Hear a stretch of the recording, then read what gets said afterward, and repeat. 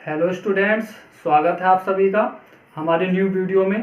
तो देखिए स्टूडेंट्स, आज की हमारी क्लास है कक्षा 12 एनसीईआरटी बुक गणित, और उसमें प्रश्नावली है हमारी 4.3 के प्रश्न नंबर 3 और प्रश्न नंबर 4 का आज की वीडियो में हमने हल लिया है। तो आइए वीडियो स्टार्ट करते हैं। प्रश्न 3 है हमारा, दूसरी पंक्ति के अवयवों के सहखंडों का प्रयोग करके सारणी का मान ज्ञात करना हमें।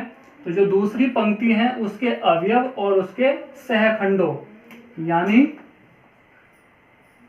ये जो ए है ये हम अवयव को प्रदर्शित करेगा, यानी दूसरी पंक्ति पहला कॉलम, और इसके ही सहखंड को हम ए से प्रदर्शित करते हैं, यानी दूसरी पंक्ति और पहले कॉलम, प्लस A22 ऐसे ही यहाँ आ जाएगा। ये दूसरी पंक्ति का दूसरा कॉलम यानी सहखंड, प्लस A23 और A23, यानी इनका हमें प्रयोग करके इस सारणी का मान ज्ञात करना है। तो पहले हम यहाँ क्या ज्ञात करेंगे, A22 ज्ञात करेंगे, यानी सहखंड, इसको हम बोलते हैं सहखंड, यानी A21 ज्ञात करेंगे। इसके लिए हम क्या करते हैं, दूसरी रो और पहले कॉलम को छोड़ेंगे, तो क्या बचेगा, 3 की गुना 3 से करेंगे तो 9 आ जाएगा, और 2 अट्ठे हो जाएगा माइनस के यहाँ 16।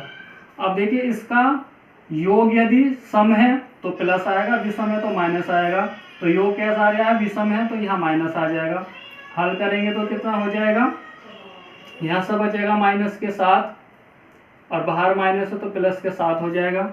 इसी प्रकार से A22 ज्ञात करेंगे, यानी दूसरी रो दूसरा कॉलम, तो 5 तिया 15 माइनस 5 तिया 15, 8 का ना 8, यहाँ क्रम विषम है इनका, 2 2 4, तो यहाँ प्लस आ जाएगा, कितना आएगा 7 आ जाएगा।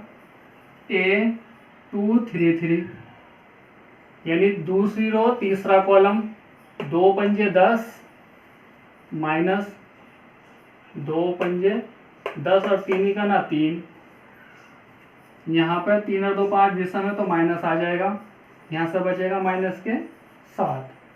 अब हम यहाँ पर मान रखेंगे,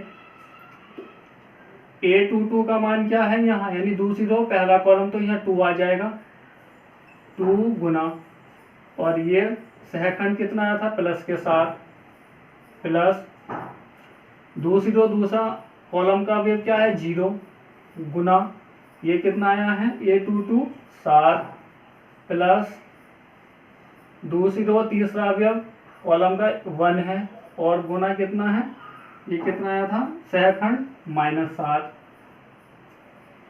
अब इनकी गुना करेंगे, ये हो जाएगा 14, ये हो जाएगा 0, माइनस आ जाएगा यहाँ से प्लस माइनस, और 7 का ना 7, तो घटाएंगे क्या आ जाएगा 7 आ जाएगा। यही हमारा आंसर होगा। हमारा तीसरे स्तंभ के अवयवों के सहखंडों का प्रयोग करके सारणी का मान ज्ञात करना है। आपका हमें लेना है तीसरा जो स्तंभ है उसके अवयव और उसका सहखंड का प्रयोग करके मान निकालना है, यानी पहली रो का पहला अवयव और तीसरा कॉलम, पहली रो का अवयव और तीसरा उसका कॉलम और उसका सहखंड, प्लस दूसरी रो और तीसरा कॉलम उसका सहखंड, ऐसे ही तीसरी रो उसका तीसरा कॉलम और सहखंड उसका। तो पहले हम क्या करेंगे, सहखंड ज्ञात करेंगे यहाँ पहली रो और तीसरे कॉलम का, यानी A13 ज्ञात करेंगे। तो उसके लिए हमें पहली रो और तीसरा कॉलम छोड़ना पड़ेगा, तो क्या बचेगा y 1y और 1z, यानी z की इधर गुना करेंगे, z माइनस y हो जाएगा। इनका क्रम विषम है तो माइनस लेंगे, सम है तो प्लस आ जाएगा, यहाँ तो सम है तो प्लस रहेगा। अब 2 2 2 3 लेंगे, यानी दूसरी रो और तीसरा कॉलम छोड़ेंगे, तो z की गुना 1 से करेंगे, z हो जाएगा माइनस और 1 की गुना करेंगे y से, वो x है तो x हो जाएगा माइनस के यहाँ। देखिए इनका क्रम विषम है तो माइनस आएगा, इस माइनस के अंदर गुना कर देंगे तो x माइनस जेड हो जाएगा ये। अब हमें ज्ञात करना है A33 यानी तीसरा रो और तीसरे कॉलम को छोड़ेंगे आपके, तो y की गुना 1 से करेंगे, y माइनस एक्स हो जाएगा।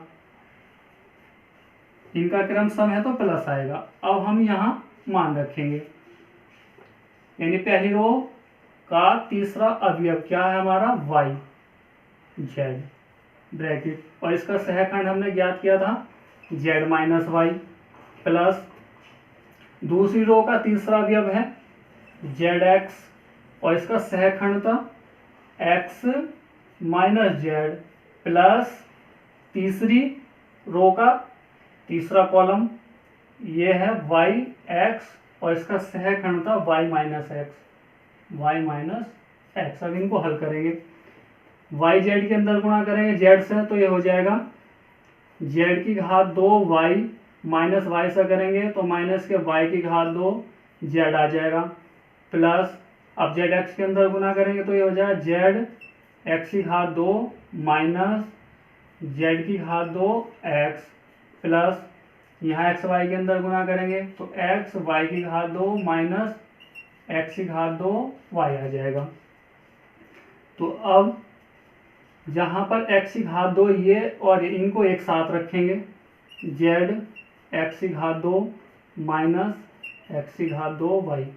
अब जहाँ पर सिंगल x x है उस पद को हम एक साथ रखेंगे, यानी प्लस एक्स वाई की घात 2 माइनस जेड की घात 2 एक्स, प्लस जो बचे हैं उनको रखेंगे जेड की घात 2 वाई और माइनस के y की घात 2 जेड। यहाँ से कॉमन है हमारा x की घात 2 तो कॉमन लेंगे x की घात 2 को, क्या बचेगा z माइनस वाई बचेगा।